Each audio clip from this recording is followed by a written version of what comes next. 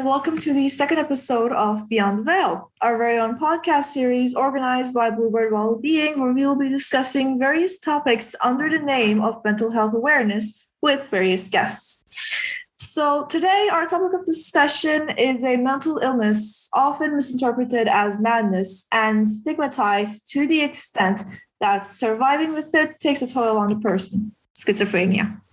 Now, introducing our guest, Tisha Dash. Welcome to the Beyond the Veil, Tisha. How are you?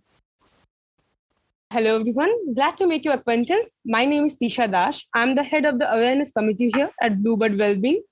Academically, I'm a second-year undergraduate student at Indian Institute of Science Education and Research, Kolkata. I'm feeling great. So thank you for asking. And people just don't ask that enough nowadays. So, and how are you? And how are you finding our committee nowadays? Well, thank you for asking me as well. I've been having a lot of fun with it. You keep saying how, tired I should be probably, but I'm not. I'm really having a lot of fun with you guys, working with you guys. This is the second episode. I'm very excited to be here and to be doing this. It's unbelievable. It's amazing. So thank you. That's great to hear. Thank you as well. So what can you tell us about schizophrenia? What do you think the majority thinks when they hear the seemingly complicated term, which is apparently a mental health issue?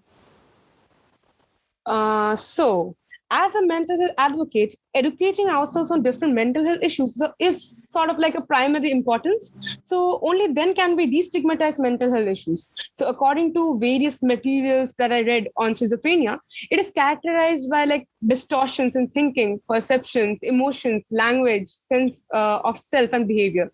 So during a psychotic episode, a person may believe there's someone else. They might hallucinate or they might have delusions. So the person may also feel sad, irritable, or that they are constantly being watched. Just imagine the feeling of getting constantly watched. When we put ourselves in their shoes, so we realize how vulnerable that makes us feel. So furthermore, it is a chronic and severe neurological brain disorder, which from what I read, I think as it was estimated in 2014, it affected over 1.1% of the population of the world, which is sort of approximately 2.6 million adults. Okay, in the US itself, it's 2.6 million age 18 and older. So an estimated 40% of the individuals who actually have this condition are untreated every year. Okay, so they actually are unaware that they are suffering from that same condition. So just imagine not knowing what's wrong with you. So as for a layman or a common person, as I mentioned before, not everyone is aware of the condition of schizophrenia. So they might not even understand its meaning and just sort of mistake it for plain psychosis or insanity. This awareness is key. In fact, if I can remember properly, May 24, just 2 months away, is celebrated as World Schizophrenia Awareness Day. So, yeah.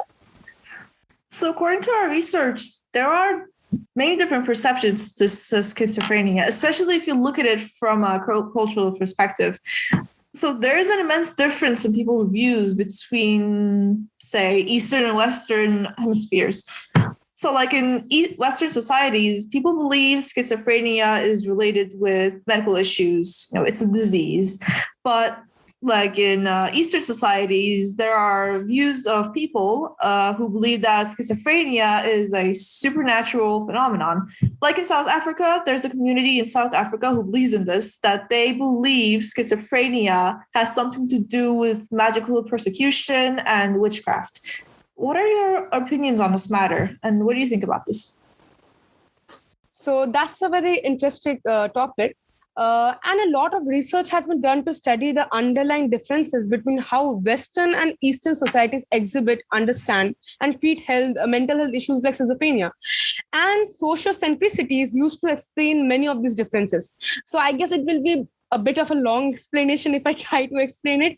So sociocentricity is sort of referring to the spectrum of collectivism to individualism present in particular cultural views. So every culture has its own perspectives and its own views. So recently I was reading a paper which sort of read that Western cultures tend to be more individualistic, while Eastern cultures are more collectivist. So collectivist societies are more concerned with sharing goods, be it material or non-material. They place an emphasis on the family values. They consider family as a basic unit, and encourage good self-representation, which would lead to a better social acceptability. So people are more intricately involved in each other's life, and so a significant emphasis is placed on contribution and basically the fact that they belong to a group. So this sort of play now, if we compare that to Western cultural traits, so they believe in individualism. So like self-centeredness. Okay, so they sort of believe that. So these kind of well-defined differences sort of lead to a cultural perspective change.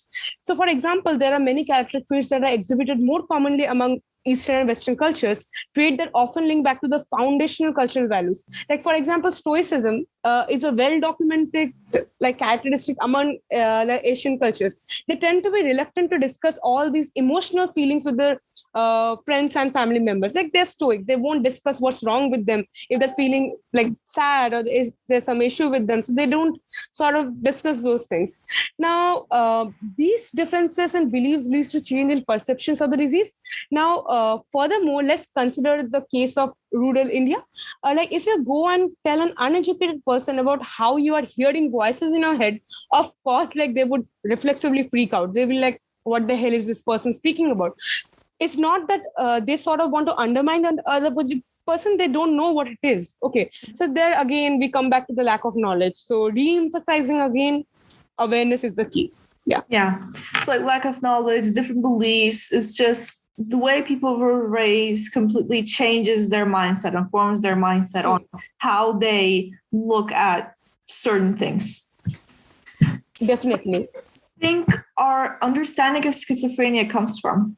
I understand. So it's basically like a layman's or a common person's knowledge about this disease is usually related to books, movies, short films, and other documentaries they have watched or read. Not everyone is a person who is related to the medical field, or not everyone is a researcher who is researching on these different topics. Not everyone understands the neurological networking which is happening. So yeah, definitely any other normal person, layman, usually understands whatever they understand about schizophrenia is related to the kind of book or the short movies which have portrayed the disease. So I guess that's it. There are tons of movies and books and things out there. It's even shared on social media, everything about schizophrenia. And since we're in the age of technology, most of our knowledge comes from our pop knowledge, just the fast knowledge that we get that isn't usually so accurate. It comes from social media and movies and shows and things like that. But since there are so many of them out there, we start to believe that these things are actually true. So our sort of knowledge, this bubble forms in our heads that that's what schizophrenia is, or other topics are. So we also found that schizophrenia is related with a person's trauma. Is that the only reason it can be related to? The only reason a person might have schizophrenia? Or are there any other causes? Of course not. It might be genetic as well. It's basically a neurological problem in networking. So it might be genetic. And of course, PTSD, the post-traumatic stress disorder, is one of the biggest reasons of due to which schizophrenia actually exists in human beings who didn't have it from the birth. Okay. So there might be a plethora of reasons. I personally, since I'm not completely related to the medical field, I don't even think anyone who's completely related to the medical field or is totally studying schizophrenia can even tell that, because these things are sort of we don't know they're about personal these things. to a certain person. They're these individual. are basically depending on experiences, right? True. So we can generalize schizophrenia, but we can never be too sure why someone might have it. Why it's happening. It's related to True. It's their own personal story. Past. It's their own personal story. Exactly. True. Also, I think a good thing to point out that the both of us, we're no medical experts here, but we're just sharing our opinions on what we think is true on this. So that's something we need to emphasize. Guys, definitely. we are not medically, we are not related to the field medically, right? We're just two people discussing schizophrenia, but don't take this as a medical advice from exactly. professional. Yes.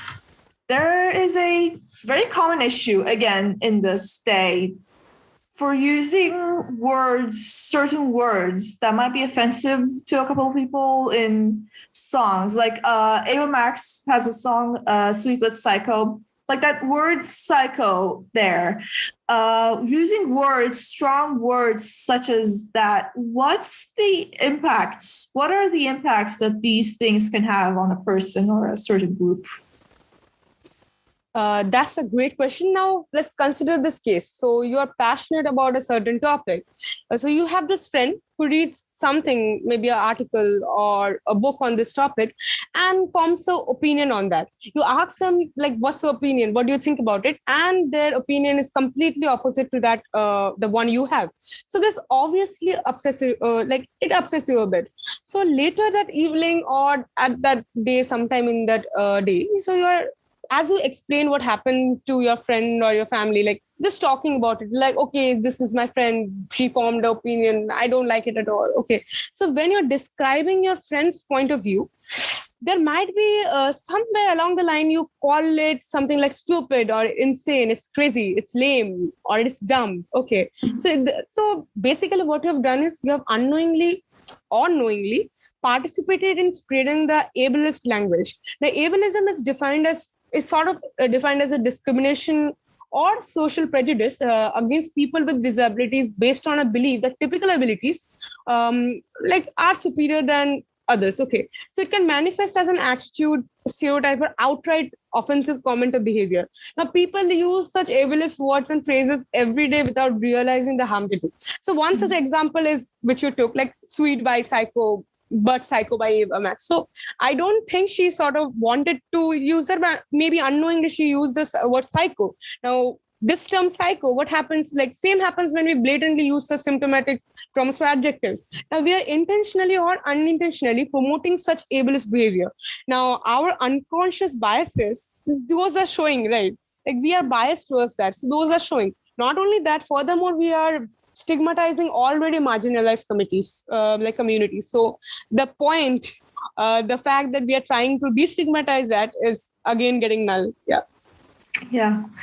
People use these words without never really meaning anything, or maybe they thinking, and they can never know the true impact. And this again probably comes from the effect that social media and movies and books and songs and all the things about schizophrenia out there that they've gained this pop knowledge from. Since it isn't completely accurate, they also might not know that using words such as these, how that might affect the person. Yes, probably won't have the greatest impact on a person, and how harsh it might sound to people out there. Even if it's Definitely. like such a simple thing as a song. It's a song, it's a pop song. It has a good impact. Like this is the age of social media. The age of social media. Like this one song, hundreds and thousands and billions of people are listening to the same song. Whatever the song is portraying, it gets imbibed into the minds of many people.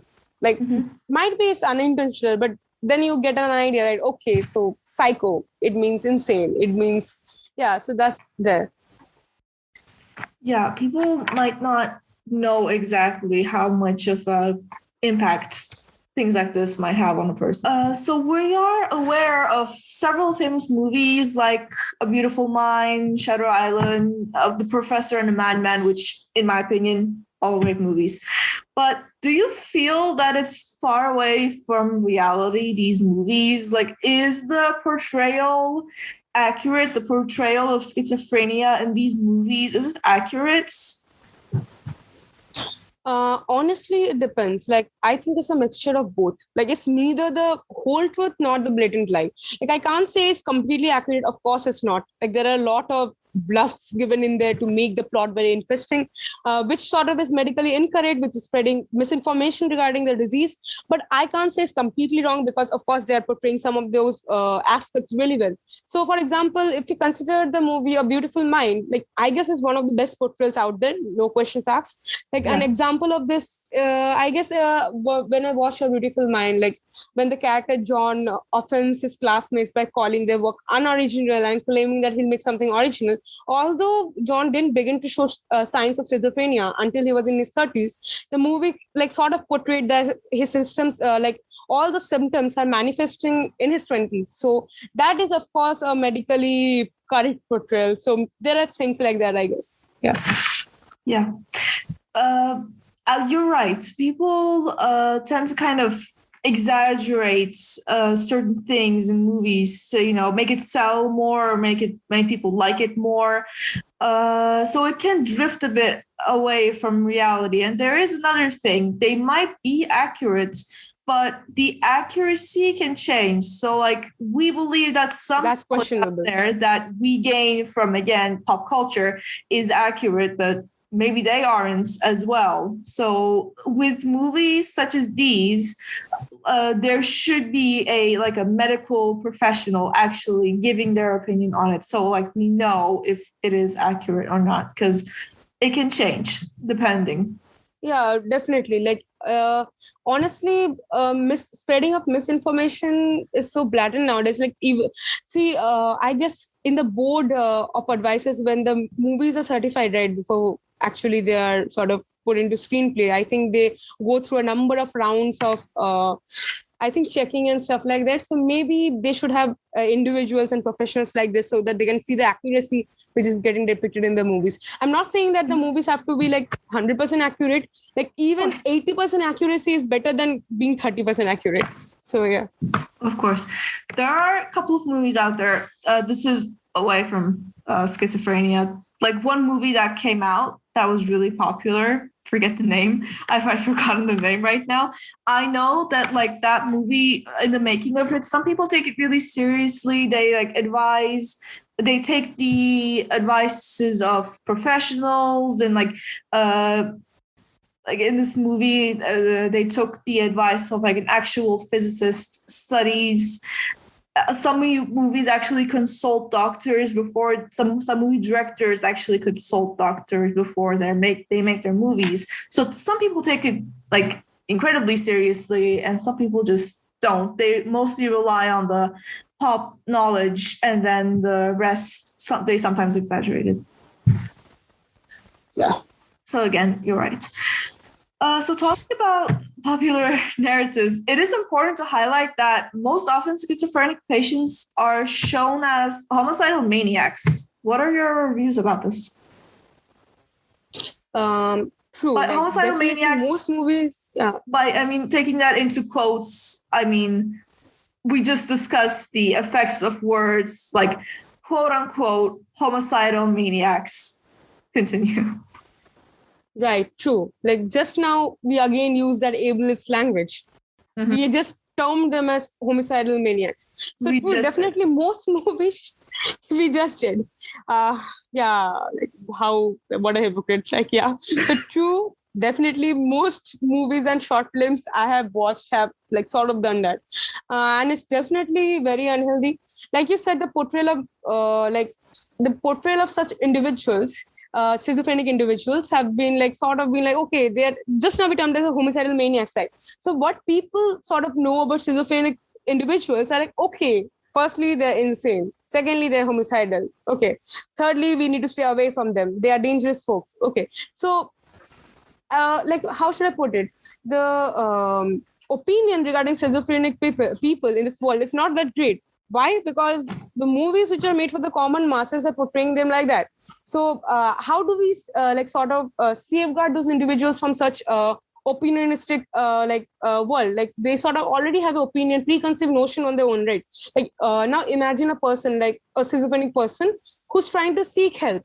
How will they seek help if they feel like judgmental glares and that fear? Like the people might sort of fear them even if they have not done anything. So I think that fear or the judgmental attitude they are facing from their childhood or whatever they actually experience might sort of actually lead them into the wrong direction. Okay, so that's not just for any schizophrenic person, it might happen for any person. If you keep on harassing that any individual, like sort of what happens in this age, not saying that's something which should happen or something which should which is the case, but many a times individuals sort of as a gateway or just to get to run away, to escape from the situation, they sort of choose wrong methods, not just a schizophrenic person, any person in common. Okay, so that's something. And apart from that, if we are talking about even the situation which is portrayed in the movies. For example, if we're talking about the doctors which are portrayed in the movies,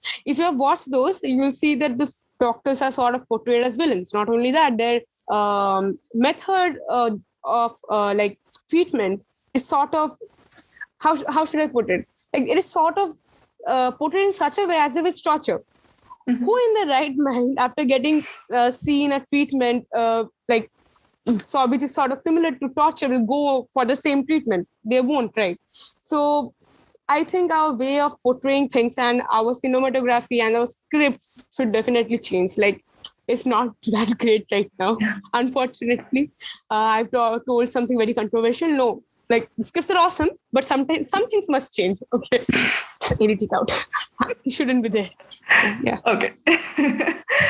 So a diverse array of symptoms exists for a range of patients with various mental health issues.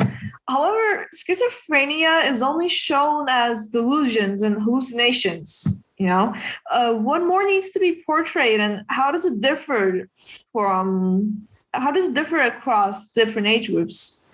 The most common symptoms, even medically, is definitely delusions and hallucinations. If we're talking about how it differs, across the different age groups, honestly, like for every individual, the symptoms are different. For every individual, be it 80-year person, be it a 18-year-old teenager, be it like a 10-year-old child. Okay. Honestly, everyone has different set of symptoms. It might be anything. Okay, you cannot even sort of particularly say about or talk about that. But the most common symptoms are definitely delusions and hallucinations, but that's not all. It might be behavioral ones like social isolation, disorganized behavior, aggression, agitation, compulsive behavior like hostility, repetitive movement, self-harm or lack of restraint. Cognitive ones like delusion, amnesia, believe that an ordinary event has some special meaning to them, or believe that the thoughts they're having are not of their own. Okay, mental confusion, false beliefs, belief of superiority than others. Okay, apart from that, they might sort of also have frequent mood changes or mood swings. Like they might have anger, anxiety, apathy. Like they might feel sort of detached from themselves, their general discontentment, etc. Or the psychological ones like hallucination, paranoia, like hearing different voices, depression, fear. And apart from that, from what I've read, like circumstantial speech, incoherent speech, rapid and frenzied mode of talking, speech disorder. They might also be the symptoms along with fatigue, impaired motor coordination, lack of emotional response, sort of memory loss. So there's a myriad of different symptoms. So giving representation to even 20% of this whole bunch of symptoms would be great, I assume, in the in different movies and short films and all those things you watch, because only portraying only one symptom doesn't make it all. Like it might be anything. You might not even know. Like that's the basic reason why 40% of the individuals are not even aware they're suffering from schizophrenia, because they don't know what are the symptoms. So I guess that's exactly. Thank you all for listening to this episode of Beyond the Veil, and thank you, Tisha, for joining us. Thank you for having me. It was an amazing experience. I love talking regarding schizophrenia with you. Hoping we were able to actually spread a bit of awareness about the issue. Like maybe hopefully we were successful in it. So thank you very much for this opportunity. That's our main goal of having this podcast, spreading even a tiny bit of awareness, because even the tiniest bit of help can make a big difference. If you liked our podcast, be sure to stay tuned by following Bluebird Wellbeing on Instagram. Bye, everyone!